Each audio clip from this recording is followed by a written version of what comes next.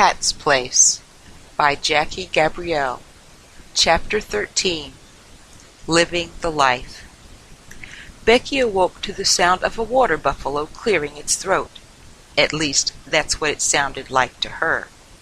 She surmised that this is one of her new housemates. Becky was nervous about meeting the other residents of Capone's. She was also anxious to get started on the chores she had agreed to as part of her rent. Capone was not home yet. She was working the midnight shift as an environmental engineer at one of the Marriotts in town. Her girlfriend Mel was at home, though, and that is who Becky met first this morning. Mel was sitting at a chair at the kitchen table with a scented candle burning. Said Becky. Vanilla. Mel looked up. Good morning, she sang. You must be Becky. Yes, Becky answered. I was looking for Capone. I'm anxious to get started, see what she wants me to work on first. Well, started Mel, she won't be home for a couple more hours. Have a seat, take a load off. Want to wake and bake? Mel offered up a half-burnt joint. Don't mind if I do, Becky replied as she took the little doobie into her fingers. The two sat and smoked in silence for a while. Then Mel blew out the candle, got up and said, I've got to start getting ready for work. You can keep that if you want. She motioned toward the roach in the ashtray. All right, thanks, said Becky.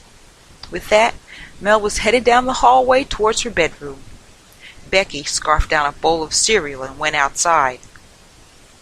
The sun wasn't up yet and the sky was dotted with stars.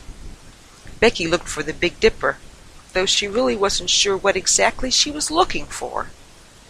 A woodpecker pecked away at a tree in the distance. Trucks could be heard rumbling along the highway. These were the sounds of the day waking up. Becky shook herself from her stargazing, found the pooper scooper and the empty cat litter bucket, and began her day. She walked the yard, picking up little and not so little mounds of doggy dung. Finally, making her way to the tiki bar in the back of the property. Becky sat at the bar and looked over the yard. The koi pond cast a feeling of peace in the yard, its waterfall gently babbling. Becky took this moment to talk to God for a few minutes. Shh. Her mind wandered. Becky looked for signs of the sun coming up soon. She began to watch as various birds flew over, presumably towards a lake just beyond the trees. She finally heard the sound that she had been waiting for, Capone's truck in the driveway. The song Witchy Woman always came up in Becky's mind when she thought of Capone. There was something mystical about her eyes. Maybe it was just the color of blue that they were. The long, wild, and wavy black hair helped too. Becky was honored that Capone was allowing her to live and work in her home. Hey, babe, called out Capone. Good morning, replied Becky.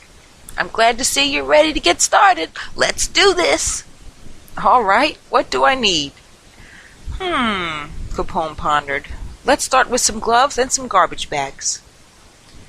They worked at cutting down a particularly wild bit of bougainvillea until 9 o'clock. Then Capone went inside and said goodbye to her girlfriend, who was now leaving for work, and went to bed. I'm glad I don't have her life, thought Becky. I guess you gotta do what you gotta do, she said to herself. She often talked to herself when no one was around. Look at me, cleaning silk house plants, cleaning a pool, and scooping poop. Life is good.